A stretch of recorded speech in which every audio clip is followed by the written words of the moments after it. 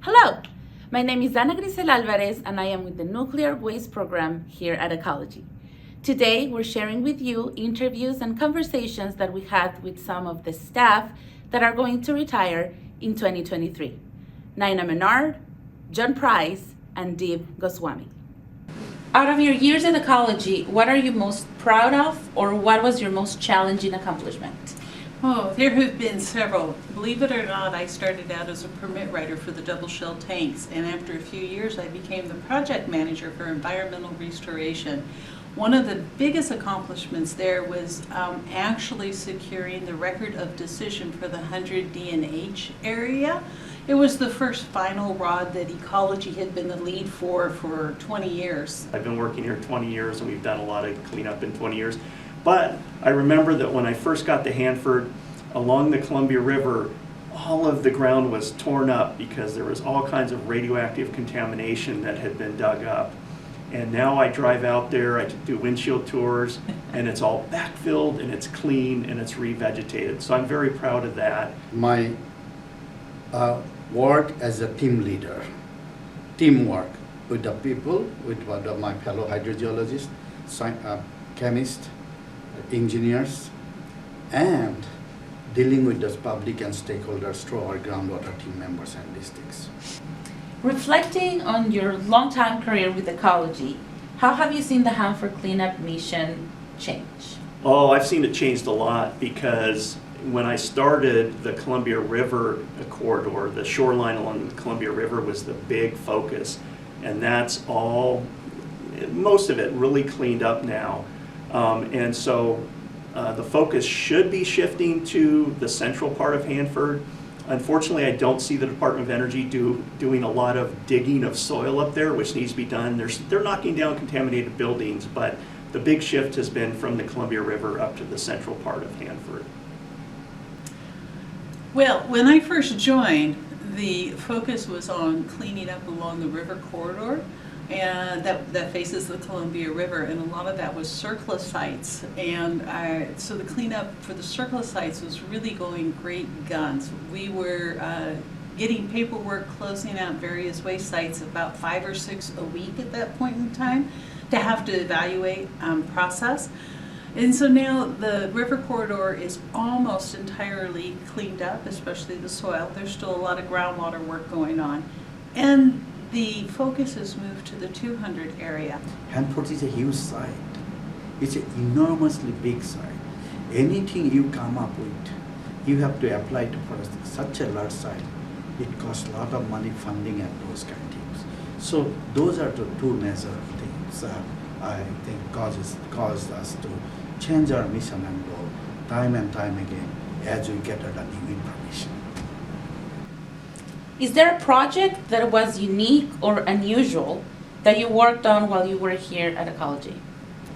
I already mentioned about the project, about the development of the Hanford site, right, groundwater remediation strategy.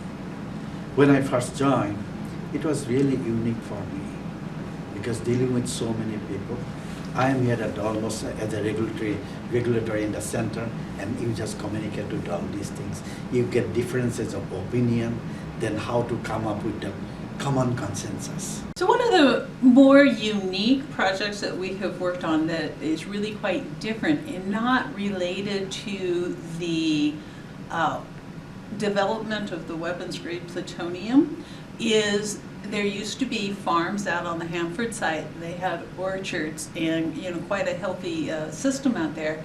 But at the time they used lead arsenate to control a pest out there for the fruit trees. And as a result of spraying over the years lead arsenate, the soil down to a certain depth is contaminated with lead and arsenic, which are both very highly toxic. Probably a lot of them. I like to tell people there's a lot of weird stories about Hanford and many of them are true. But one thing that I remember is we were studying the Columbia River and whether contamination had gotten into the Columbia River. And one of the fish in the Columbia River is the sturgeon. And the sturgeon's a really unusual fish. It can live up to 150 years.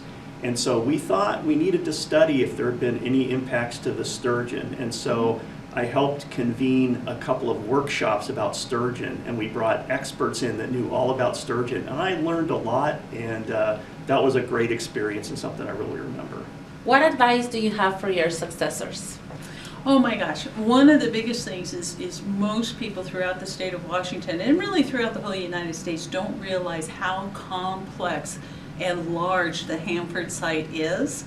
And when you come on, it can be very overwhelming. So, and this is advice that I got from somebody else, give yourself a year to understand what you're doing.